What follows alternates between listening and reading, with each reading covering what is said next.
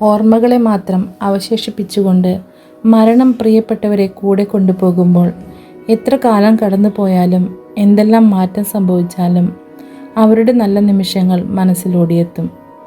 മരണത്തെക്കുറിച്ച് കൂടുതൽ നാം ഓർക്കുന്നത് നവംബർ മാസത്തിലാണ്. പുഷ്പങ്ങളാലും മെഴുകുതിരികളാലും അലങ്കരിക്കപ്പെട്ട ശ്മശാന ഭൂമി, ശാന്തമായി ഉറങ്ങുന്നവരെ ഓർമ്മയിൽ സ്മരിച്ച് പ്രാർത്ഥനകൾ അർപ്പിച്ച് കണ്ണുനീരിന് നനവ് നൽകി നാം അവരെ ആദരിക്കുന്നു. എൻ്റെ ജീവിതത്തിലും ഇതേ നവംബർ മാസത്തിലാണ് എൻ്റെ പ്രിയപ്പെട്ട അപ്പച്ചൻ അപ്രതീക്ഷിതമായി വിട പറഞ്ഞത്. എൻ്റെ 5-ാം വയസ്സിൽ, അപ്പച്ചൻ്റെ 40-ാം വയസ്സിൽ മരണമെന്ന കന്മഴ ഞങ്ങളുടെ ജീവിതത്തെ കഠിനമായി തലോടി യാത്രയായി. മക്കളുടെ ജീവിതത്തെ പ്രകാശമാക്കാൻ പ്രയത്നിച്ച അപ്പച്ചന് മഴയോ വെയിലോ പ്രശ്നമല്ലായിരുന്നു. ഇടയ്ക്കിടയ്ക്ക് വരുന്ന പനി കാര്യമായി എടുത്തിരുന്നില്ല. അത് ന്യൂമോണിയ ആവുകയും ആശുപത്രിയിൽ അഡ്മിറ്റായ ദിവസം തന്നെ രാത്രി മരിക്കുകയും ചെയ്തു. അന്നത്തെ പല കാര്യങ്ങളും എൻ്റെ ഓർമ്മയിൽ ഇപ്പോഴില്ല.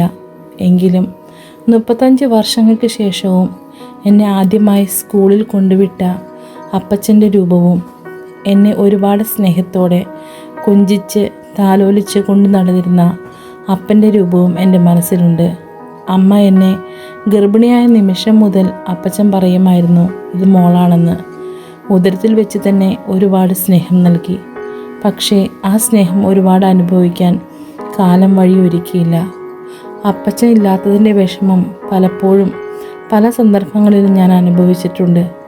പെൺകുട്ടികൾക്ക് സ്വതവേ അപ്പന്മാരോടാണ് ഇഷ്ടമെന്ന് പറയാറ്. എൻ്റെ കൂട്ടുകാർ അപ്പൻ്റെ കൂടെ യാത്ര ചെയ്തതും പുതിയ ഉടുപ്പുകളും അവർക്ക് ആവശ്യമായ സാധനങ്ങളുമെല്ലാം വാങ്ങിക്കൊടുക്കുന്ന അവരുടെ അപ്പനെക്കുറിച്ച് പറയുമ്പോൾ എൻ്റെ ഉള്ളവും നിറയാറുണ്ട്. ദൈവത്തോട് പലപ്പോഴും ഞാൻ പരാതി പറയാറുണ്ടായിരുന്നു. എന്തിനാണ് ആ പാവം അമ്മയെയും ചേട്ടനെയും എന്നെയും ഒറ്റയ്ക്കാക്കി അപ്പച്ചൻ നേരത്തെ കൊണ്ടുപോയതെന്ന്.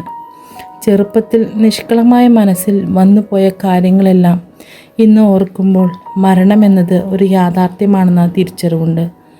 അകാലത്തിൽ പൊലിഞ്ഞു പോകുന്ന നമ്മുടെ പ്രിയപ്പെട്ട എല്ലാവരും നമുക്ക് മുറിവുണങ്ങാത്ത വേദന തന്നെയാണ്. പക്ഷേ ആ അവസ്ഥകളെ മുന്നേറി ജീവിക്കാൻ നമ്മൾ ശ്രമിച്ചേ മതിയാവൂ. ദൈവത്തിന് ഏറ്റവും ഇഷ്ടമുള്ളവരെ നേരത്തെ വിളിക്കുമെന്ന് അന്ന് എന്നെ എല്ലാവരും പറഞ്ഞ് ആശ്വസിപ്പിച്ചിരുന്നു. എൻ്റെ വിവാഹ ദിവസത്തിൽ എല്ലാവർക്കും സ്തുതി പറഞ്ഞ് ഇറങ്ങിയപ്പോഴും മനസ്സിൽ ഒരാളുടെ കുറവ്.